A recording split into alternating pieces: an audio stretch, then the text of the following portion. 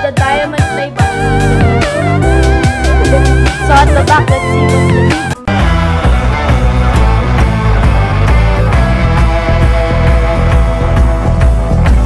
Hi guys! This is Angel Crawford, your #1 filingera. Sa mga hindi pa nakakapag-subscribe, click subscribe, like, share, and click the notification bell below if you want to be updated on all of my videos. So, for sure may idea na kayo sa Diamond Play Button. Ano nga bang Diamond Play Button na ipinagkakaloob ni YouTube sa mga content creator? Well, simple lang yan. After mo maka 1 million subscribers, ay magkakaroon ka ng Gold Play Button. Well, they call it Gold Creator Award. Syempre, hindi ka naman mananatili sa 1 million subscribers. Kaya, pagtungtong mo ng 10 million subscribers, boom! That's it! So, may Diamond Creator Award ka kung saan makakatanggap ka ng Diamond Play Button. Makakatanggap ka ng Diamond Play Button. Kung baga, ito ang pinaka-trophy mo. Wow, di ba?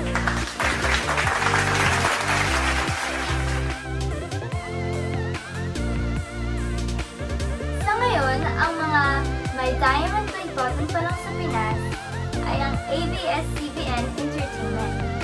Ginawa na ng YouTube ng Diamond Creator Award ng abs-cbn dahil sa pagiging most subscribed digital channel sa bansa na may 10 million subscribers. Ito ang unang award na ibinigay sa bansa at ikatlo ang Pilipinas sa Southeast Asia.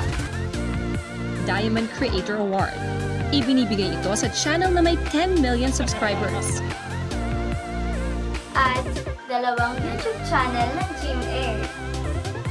Ang GMA Network at GMA Public Affairs.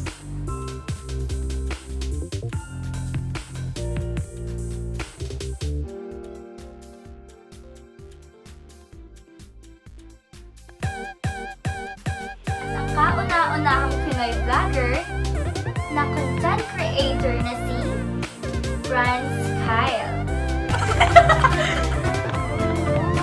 Okay. And now we have the diamond play button. Is it focused?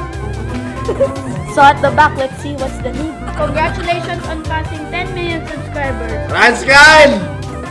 Kasi kung mapapansin nyo, ang abs-cbn at GMA ay dalawang biggest network ng bansa. Pero si Franz ay isang independent vlogger.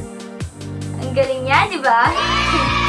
Sa ngayon ay may more than 11 million subscribers na ang Rafi Tulfo in action. So it means, meron na itong Diamond Creator Award. Pero dahil wala pang announcement mula sa kampo ng Rafi Tulfo, hindi ako sure kung natanggap na nila. Pero sure naman yan na meron lalo pat billion views din ang YouTube channel na ito. So, that's all for today guys!